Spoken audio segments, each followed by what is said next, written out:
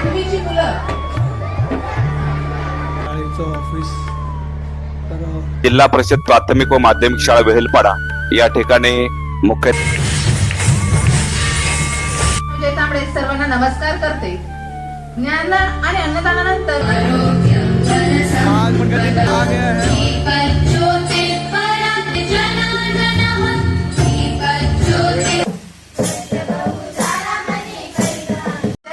हा चांगला एक विद्यार्थी घडावा, एक चांगले नागरिक घडवावा आणि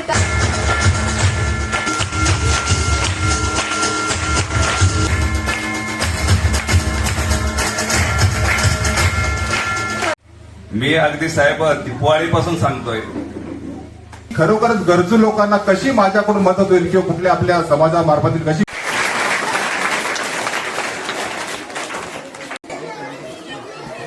वाटप केले आहे त्याचा मी खूप खूप आभारी आहे।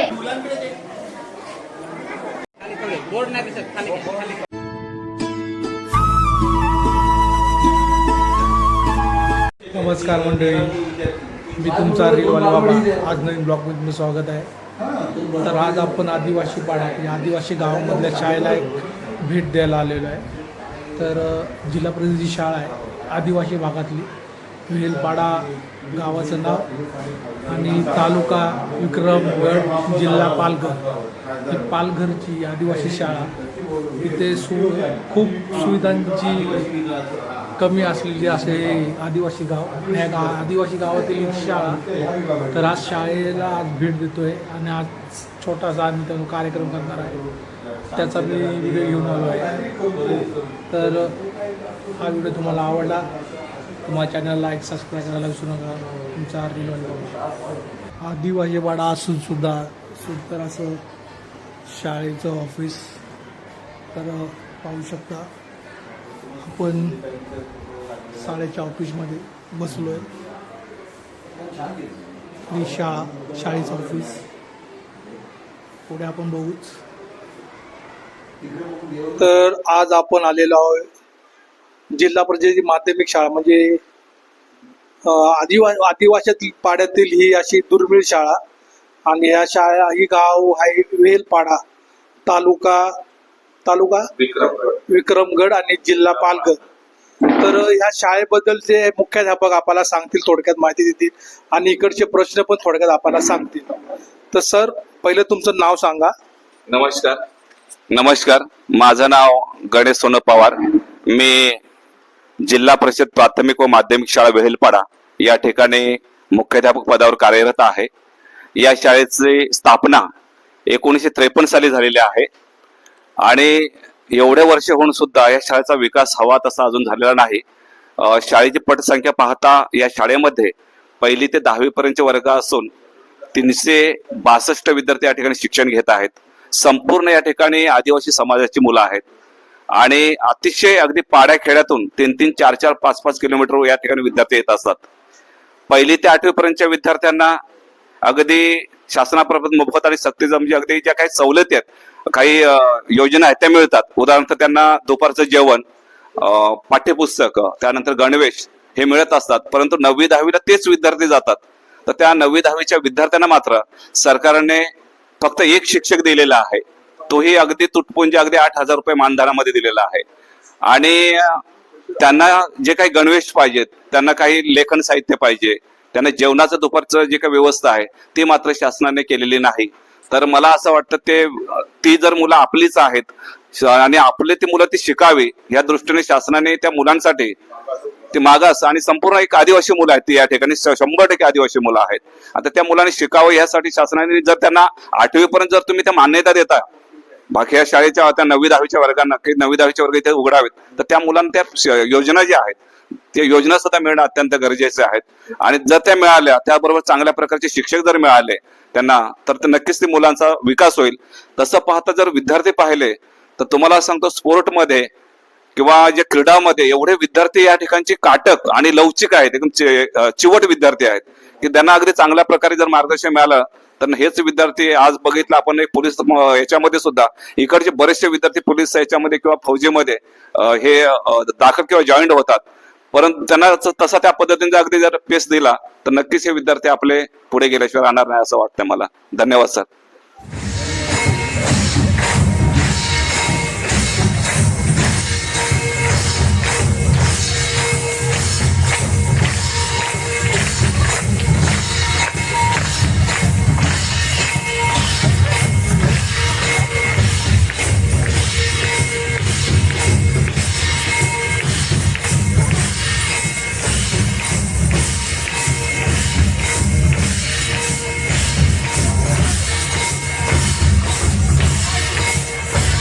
सर्वांना नमस्कार करते.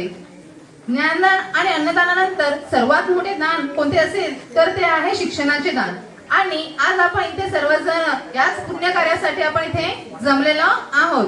मी मान्यवरांना विनंती करते की आपण कोणतंही शुभ कार्य करतो, हे शुभ कार्य करत असताना आपण पहिल्यांदा सर्वप्रथम या सृष्टीचा जो निर्माता आहे त्याची आठवण करतो, त्याला वंदन करतो आणि कोणत्याही चांगल्या कार्यक्रमाला आपण सुरुवात करत असतो. मी आजचे प्रमुख अतिथी त्याचप्रमाणे जिल्हा परिषद शाळा वेहेलपाड्याचे मुख्याध्यापक पवार सर यांना सर्वांना विनंती करते की त्यांनी प्रतिमेचं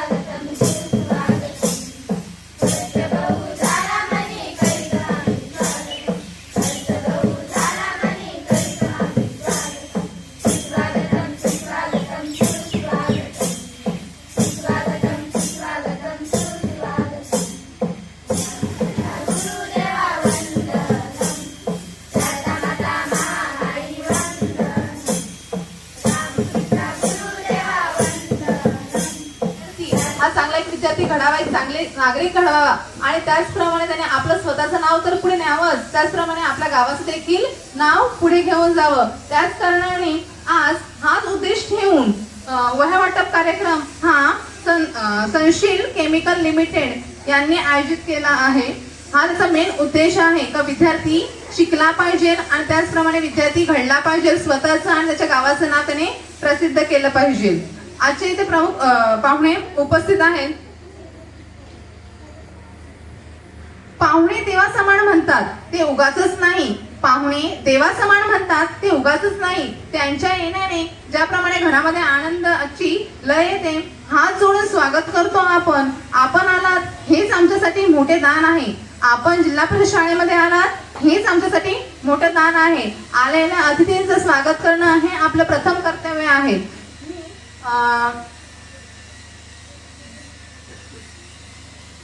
शाळा व्यवस्थापन समितीचे अध्यक्ष श्री सुनील वारंगडे सर यांना विनंती करते की वरिष्ठ पोलीस निरीक्षक माजी क्राईम बॅच इंद्रजित मोरे साहेब यांचं शाल व पुष्पगुच्छ देऊन स्वागत करावे.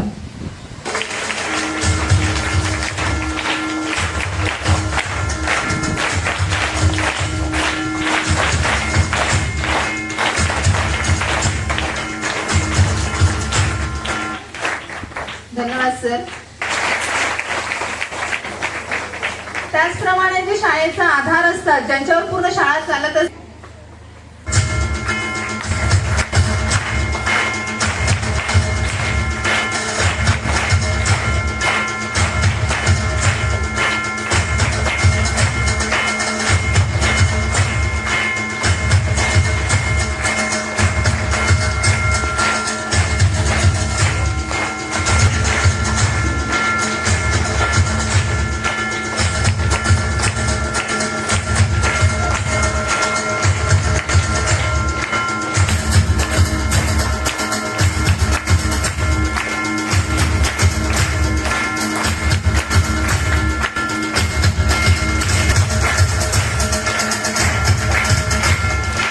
त्यांचा मायेचा आधार असतो. ज्याप्रमाणे कुटुंबाचा प्रमुख त्याप्रमाणे आपलं कुटुंब सांभाळत असतो आणि त्याच्यामुळे कुटुंब चालत असतं. त्याचप्रमाणे जिल्हा परिषद शाळा लहानपणाचे हे शाळा एक कुटुंबच समजून ते पूर्ण कुटुंब चालवतात आणि त्याच्या पूर्ण घरात त्यांच्या हातामध्ये आहे आणि ती शाळा योग्य रीतीने प्रगतीच्या वाटेकडे ते घेऊन जात आहेत.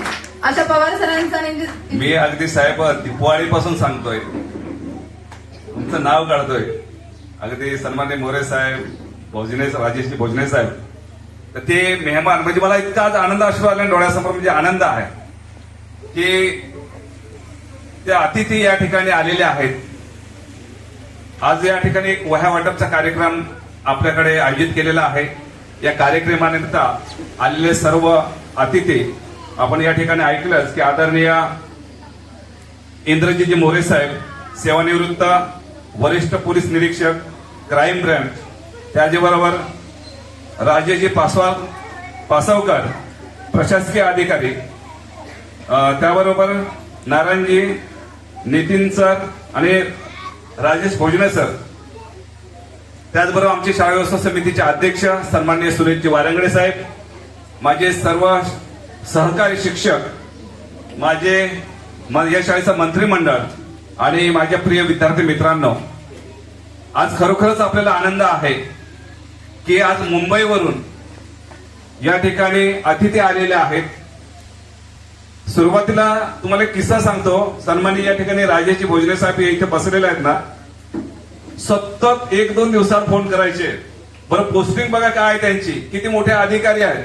सर त्या मुलांचं काय झालं, त्या सेवासेवकाला फोन केला का, तुम्ही करा ना फोन, आणखी काय झालं का, साहित्य मिळालं का. म्हणजे एखाद्या आईसारखं, एखादी एक आई माता असते ना, ते मातेला कसं वाटतं की नाही माझ्या मुलाला हे मिळालं पाहिजे, मला मिळालं पाहिजे. बरं तुम्हाला पाहिलं पण नाही रे बाळांनो, ह्या व्यक्तीने कधी तुम्हाला पाहिलं पण नाही, पण त्यांची तळमळ होती. कुठे राहतात, मुंबई, आणि आपण कुठे आहोत, वेलपाडा. या एवढ्या अंतरावरून ते तिकडनं मला सतत फोनवर हे करायचे. कधी कधी ना म्हणजे मला त्यांना फोन करायला वेळ नव्हता मिळायचा, पण तरी सुद्धा कधी नाराज नाही व्हायचे. सर झालं का, सर केलं का, सर होईल ना, नाही झालं ठीक आहे मी दुसरीकडे ट्राय करतो. आणि असं करून शेवटी त्यांच्या जिद्दीने आपल्यासाठी त्यांनी एका सनसेट कंपनीच्या याच्याने 1,500 वह्या आपल्याला पाठवण्यात येतात. त्यांच्यासाठी जोरदार टाळ्या वाजवायच्या. एक नव्हे 2, 1,500 वह्या आपल्या शाळेसाठी आलेल्या आहेत. वह्या वाटप कार्यक्रमास उपस्थित विशेष करून ज्यांनी आपल्याला आता पवार सरांनीच तुम्हाला सांगितलं, राजेश भोजने. खरंच राजेश भोजने यांचं जेवढं कौतुक करावं तेवढं थोडंच आहे. कारण त्यांचा एक उद्देशच वेगळा आहे की मदत करावी तर कोणाला करावी. आणि ते अशा प्रकारची माणसं किंवा अशा प्रकारचा विभाग मुलं किंवा हे शोधून काढतात की त्यांना खरोखरच त्या मदतीची गरज आहे. आणि काही हो, आता ते काय असे कोण मोठे पैसेवाले किंवा असं पण नसताना सुद्धा म्हणतात ना, एक माणसाची दानत असावी लागते. अशी त्यांची एक वेगळीच जाणत आहे की ती खरोखरच गरजू लोकांना कशी माझ्याकडून मदत होईल किंवा कुठल्या आपल्या समाजामार्फत कशी मदत होईल अशा प्रकारे मदत करून ते कुठून ना कुठून कुठल्या मार्गाने मोठ्या चांगल्या प्रकारची मदत करायचे प्रयत्न करत असत असे राजेश भोजने, तसेच आमचे प्रशासकीय अधिकारी मासवकर साहेब आणि या शाळेच्या नियोजन समितीचे वारंगडे साहेब आणि इथे तुम्हाला लाभलेले देव माणूस म्हणायला हरकत नाही पवार सर आणि तसेच इतर शिक्षक वर्ग, शिक्षकेतर वर्ग आणि आपले कोर्लेकर आमचे सहकारी आणि आपण विद्यार्थी मित्र मैत्रिणींनो, सांगायचा उद्देश एवढंच आहे की खरोखर आम्ही इथे आलो आहोत हे ह्या राजू भोजनेमुळेच आम्ही आलो आहोत. मी पूर्वी कुर्ला परिसरात ड्युटी करत असताना अशीच, कारण म्हणतात ना एकमेकाची नाळ कशी जुळते की त्यांचा एकमेकाचे जेव्हा विचार जुळतात त्यावेळेला त्यांची नाळ ऑटोमॅटिक जुळते. असेच माझ्या समविचारी त्यांची आणि माझी मी कुर्ला परिसरात नोकरी करत असताना भेट झाली. त्यांचे दुसरे सहकारी महादेव टीके, मासवकर साहेब असे एकापेक्षा एक मला तिथे सहकारी मिळाले. कुर्ला माझं क्षेत्र राहण्याचं वेगळं, पण मी तिथे नोकरीच्या निमित्ताने तिथे गेल्यानंतर माझ्याशी त्यांची जी नाळ जुळली गेली ती आज तक आहे. साधारण 10-15 वर्ष झाली असतील आम्ही एकत्र आल्यापासून. आणि त्या वेळेपासून म्हणजे त्यांच्या माध्यमातूनच मी पण कुठेतरी वेगळी मी जरी सरकारी नोकरी असली तरी पण त्याच्यातून वेळ काढून त्यांच्या माध्यमातून आता त्यांनी त्यांची कळकळ तळमळ किती असते पवार सरांनी तुम्हाला सांगितली नाही साहेब ते ह्याचं काय झालं त्याचं काय झालं ते पाठोपाठ सारखं त्याचा पाठपुरावा करून ते पूर्ण होत नाही तोपर्यंत त्यांना शांतता बसत. अशा प्रकारे त्यांची माझी ओळख झाल्यानंतर आम्ही आजपर्यंत वेगवेगळ्या विभाग मार्फतीने वेगवेगळ्या मार्गाने अशाच गरजू लोकांना मदत केलेली आहे आणि त्यांचा तो खरंच एक त्याच्यामध्ये हातखंड आहे. त्यांचं मानावं तेवढं कौतुक थोडंच आहे. खरंच त्यांच्यासाठी आणखीन पुन्हा एकदा जोरात टाळ्या वाजल्या पाहिजे.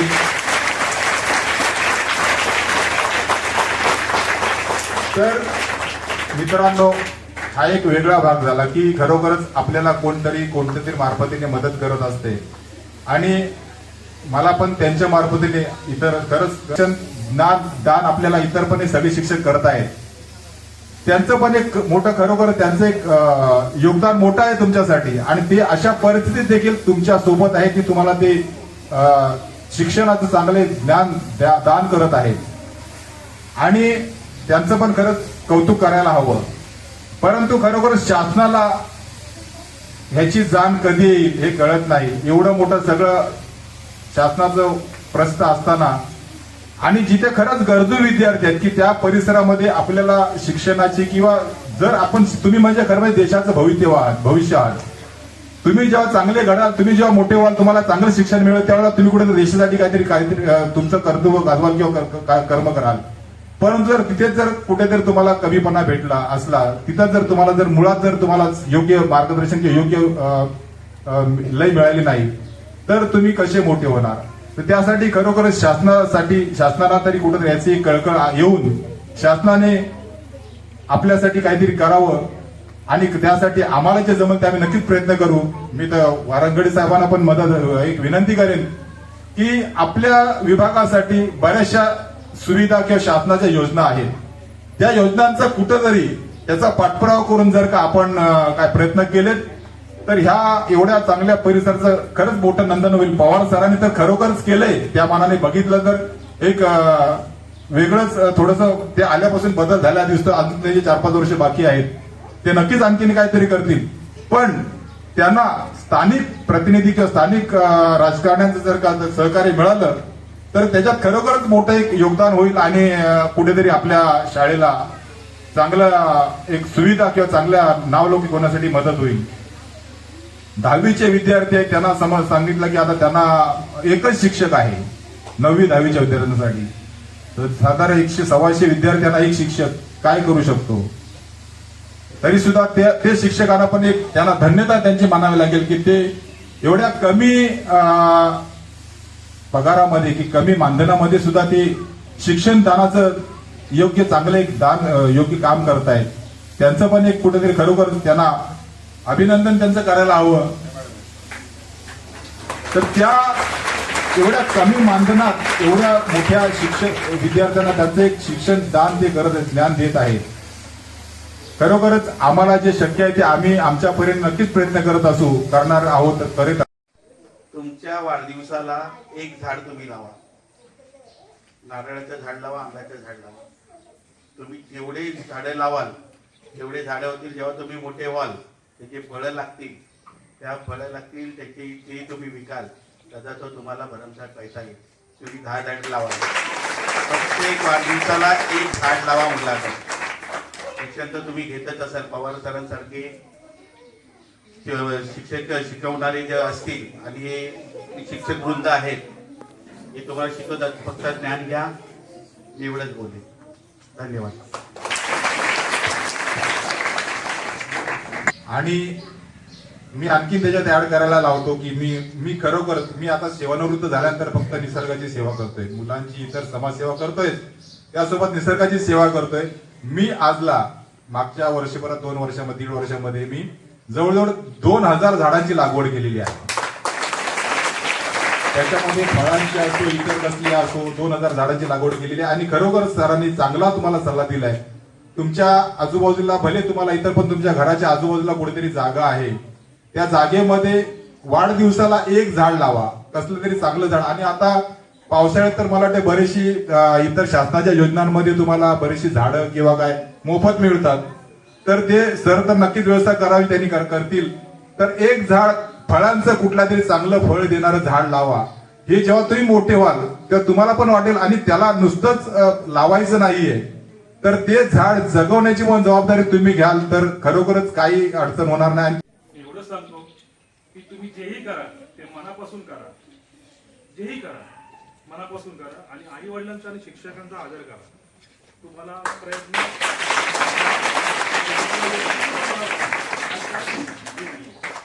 आणि एवढंच आहे. जेही तुम्हाला ज्याच्यामध्ये आवड आहे, शिक्षणामध्ये म्हणा, खेळामध्ये म्हणा, त्या कुठल्याही गोष्टीमध्ये असेल, शिक्षण हे तर प्रथम आहे, पण आवड जी जोपासा तुमची, जी आवड आहे ते करा. तुम्हाला जे योग्य वाटतं तेच करा. फक्त असं नाही की तुम्हाला कोणी सांगितलं हेच करायचंय, थोपवलेलं काम कधीच करू नका. जी आवड आहे तेवढंच करा. ते पण शिक्षणामध्ये असू दे, क्रीडामध्ये असू दे, समाजसेवा असू दे, या काही असू दे, तुमचं ती आवड जोपासा आणि आई वडिलांचा आदर करा. धन्यवाद.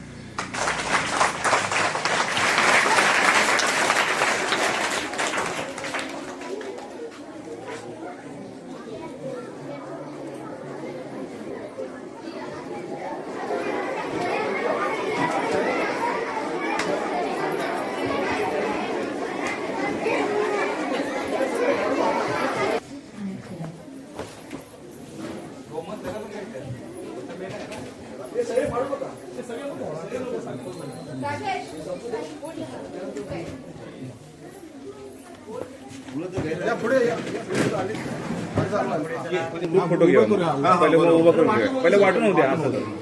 पहिली चौथी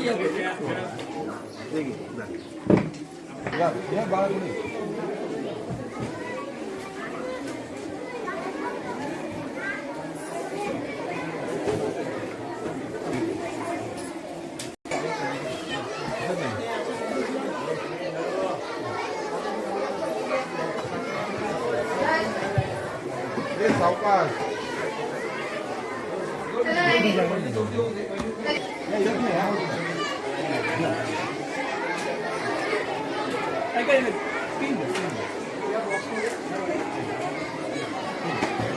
इयत्ता 6वीच्या मुली, तुम्ही या ना.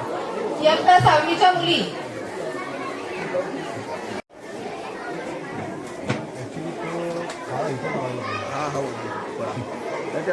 मुलांना इथे उभं करूया.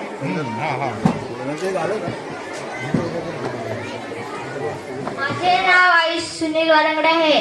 मी जीप शाळा वेलपाडा येथे शिकत आहो. तुम्ही आम्हाला वह्या वाटप केले आहे त्याचा मी खूप खूप आभारी आहे. मी त्याचा चांगला वापर करेन. धन्यवाद. धन्यवाद आयुष. चेहरे दिसले पाहिजे, चेहरे पण दिसले पाहिजे. खालते खालते घ्या.